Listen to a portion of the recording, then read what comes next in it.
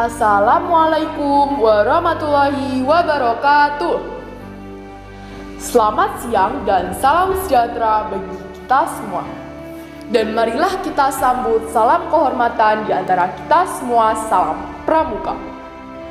Yang terhormat kakak-kakak Dewan Juri, yang saya hormati kakak-kakak panitia lomba, tak lupa peserta lomba yang saya banggakan. Pertama-tama, marilah kita panjatkan puja dan puji syukur atas kehadirat Allah Subhanahu wa Ta'ala, karena di suasana ini kita masih bisa merasakan karunia-karunia-Nya.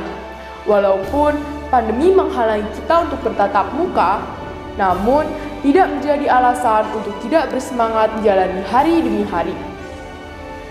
Dan semoga pandemi ini segera berakhir. Rekan-rekan yang saya hormati, perkenalkanlah saya Farah Aulia Agnia Nurul Arifah, perwakilan dari Pangkalan MTSN 1 Kediri. Pada kali ini, saya ingin berbagi wawasan kepada kalian semua seputar sejarah pramuka Indonesia yang berjudul Perjalanan Pramuka di Tanah Airku, guna berpartisipasi di ajang lomba video materi kepramukaan tingkat penggalang dan penegak nasional 2020 oleh Laskar Paskobra Man 3 Nganjuk. Sebelum masuki pembahasan inti, sepatutnya kita tahu apa sih itu pramuka? Pramuka adalah organisasi pendidikan non-formal yang menyelenggarakan pendidikan kepanduan di Indonesia. Lebih tepatnya disebut dengan Praja Muda Karana, yang berarti orang muda yang senang berkarya. Adapun di dunia internasional, pramuka disebut dengan istilah kepanduan. Nah, selanjutnya adalah hari bersejarah kepramukaan. Yang pertama adalah Hari Pramuka, ditandai dengan pelantikan Mapinas dan jajarannya di Istana Negara, juga penganugerahan Panji Pramuka pada 14 Agustus 1961. Yang kedua adalah Awal Kerja, yaitu terbitnya Kepres nomor 238 tahun 1961 pada 20 Mei 1961 yang menetapkan pramuka sebagai organisasi kepanduan pendidikan anak dan pemuda Indonesia. Sejarah gerakan pramuka Indonesia dikenal dengan 3 masa, yaitu yang pertama adalah sejarah gerakan pramuka Indonesia masa penjajahan Belanda. Gerakan pramuka yang terdapat di Indonesia sejak tahun 1912 yang didirikan Badan Organisasi Netherlands dan Pathfinders Organization atau NPO Belanda. Dan pada 1916, organisasi tersebut berganti nama menjadi Netherlands Indies dan Pathfinders Vereniging, atau dalam bahasa Indonesia dikenal dengan Persatuan Pandu-Pandu Hindia Belanda. Istilah Pathfinders adalah pramuka yang berada di Belanda dan pada waktu itu dilarang Belanda dalam tokoh nasional untuk mengganti istilah Pathfinderi. Tahun 1930 terbentuk Pandu-Pandu Sumatera atau PPS. Tahun 1931 terbentuk Persatuan Antar Pandu Indonesia. Dan pada 1936 berubah nama menjadi Badan Pusat Persaudaraan Kepanduan Indonesia atau BPPKI. BPPKI melakukan kegiatan perkino atau perkemahan kepanduan organisasi umum.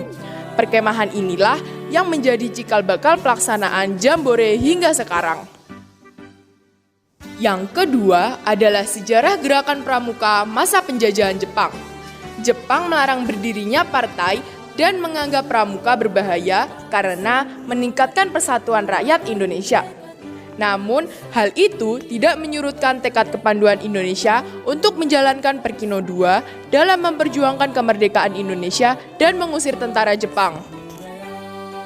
Yang ketiga adalah sejarah gerakan pramuka Indonesia setelah merdeka. Pada tanggal 28 Desember 1945, didirikan organisasi Pandu Rakyat Indonesia di Solo. Organisasi ini ditetapkan sebagai wadah kepanduan.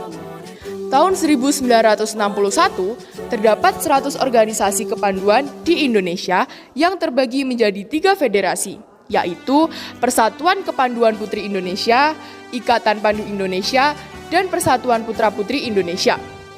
Pada 14 Agustus 1961, Gerakan Pramuka resmi dikenalkan pada masyarakat Indonesia. Oleh itu, Hari Pramuka diperingati setiap 14 Agustus. Nah kawan, apakah kalian tahu bahwa beliau adalah Bapak Pramuka Indonesia?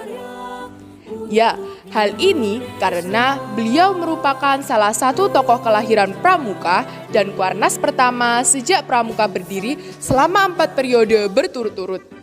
Ia berhasil menyatukan organisasi kepanduan Indonesia menjadi satu di Pramuka. Sebagai ketua Kuarnas selama 4 periode, Hamengkubuwono mencetak buku yang berjudul Inspiring Prophetic Leader, yang berintikan kenangan dari masa kepemimpinan Kuarnas pertama. Dalam kepramukaan, sosoknya terkenal pencermin panutan pramuka Indonesia. Nah kawan, materinya cukup sampai di sini ya. Kita sebagai generasi pramuka Indonesia harus bisa melestarikan pramuka yang sudah dibangun oleh para pendirinya. Juga sudah kewajiban kita untuk mengetahui sejarahnya. Semangat masa kinilah yang harus membara. Semangat milenial. Kesimpulannya, jas merah. Jangan sekali-kali melupakan sejarah. Sekian yang dapat saya sampaikan. Bila ada salah kata, saya mohon maaf. Burung Irian Burung Cendrawasih, cukup sekian dan terima kasih. Billahi taufiq wal hidayah. Wassalamualaikum warahmatullahi wabarakatuh. Salam Pramuka.